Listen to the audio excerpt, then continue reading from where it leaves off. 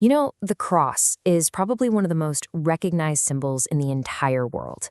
But what if I told you that for 2,000 years, a message has been hidden on it in plain sight? A secret that, once you see it, completely transforms its meaning. The story of the crucifixion, yeah, it's pretty familiar to a lot of us. But there was a detail, an inscription placed right above Jesus' head that had a hidden layer, a detail so profound it absolutely enraged the religious authorities of the day. So what exactly was this secret they saw, and why did it matter so much? If you've ever seen a crucifix, you've almost certainly noticed these four letters, INRI. They're a standard part of the image, but they really only represent a tiny fraction of the original message. They're actually an acronym, kind of like an ancient shorthand. So what does INRI stand for? It's Latin for Iesus Nazarenus Rex Judaeorum. In English, that simply translates to Jesus of Nazareth, the King of the Jews.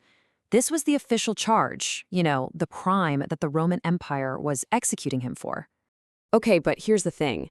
That Latin phrase, it was only part of the story. The full sign, which was known as a titulus, wasn't just for the Roman soldiers. It was a big public message written for everyone who passed by that execution site. Get this, the inscription was actually written in 3 different languages. You had Hebrew, the sacred language of the Jewish people, Latin, the official language of the Roman Empire, of course, and Greek, which was the common language for trade and culture. This wasn't some quiet message. It was a universal proclamation, a billboard designed to be understood by everyone there, whether you were a local, a Roman official, or a foreign visitor. But let's be clear. The guy who ordered the sign, the Roman governor Pontius Pilate, wasn't making some sincere declaration. His intent was pure mockery. It was a political statement, a really cynical jab, meant to ridicule not only this man claiming to be a king, but the entire Jewish nation. It was like he was saying, here is your king, broken, bleeding, and powerless. And as you can imagine, this public mockery infuriated the Jewish chief priests. They rushed to Pilate and demanded he change the wording. To them, writing "the King of the Jews" presented it as a fact. They wanted a change to "he said I am the King of the Jews," which would frame Jesus as a liar, a total fraud. But their outrage went way deeper than just the public insult. They had spotted something else, something hidden within the sign that they found profoundly blasphemous. And this, right here, is where the real secret is.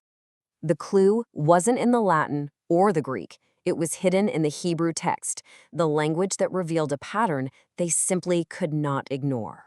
So this is the full Hebrew phrase that was written on the sign. Remember, it reads from right to left, Yeshua HaNotzri uMelech HaYudim. It means the same thing as the others, Jesus of Nazareth and King of the Jews. Seems straightforward, right? But the chief priests saw a pattern. You see, in Hebrew tradition, creating an acrostic where you make a new word from the first letters of a phrase was a common practice. So what happens when you take the first letter of each of these 4 Hebrew words? You take the Y from Yeshua, the H from Hanatsari, the W from Umelech, and the H from HaYehudim. The first letters of that Hebrew inscription spell out YHWH.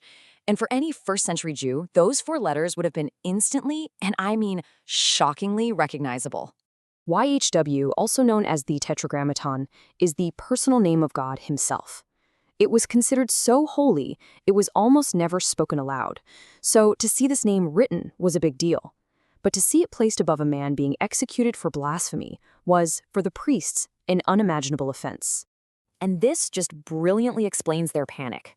Pilate, in his attempt to mock a would-be king, had accidentally written a sign that declared the man on the cross was, in fact, Yahweh.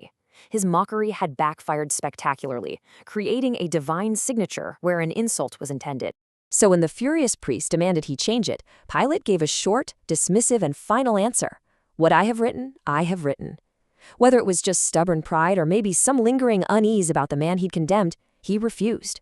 And with that, the message, both the open one and the hidden one, was sealed into history. So, this hidden detail completely reframes the symbol of the cross. What was intended by Rome to be the ultimate symbol of shame, failure, and state power was unintentionally branded with the most sacred name in Judaism. A human attempt to erase a man became a divine signature, proclaiming his identity to the world. It leaves us with this fascinating question. Was the sign on the cross simply the final insult in a brutal execution, or was it an unwitting prophecy, a divine declaration hidden in plain sight for all the world to see? The answer to that changes everything.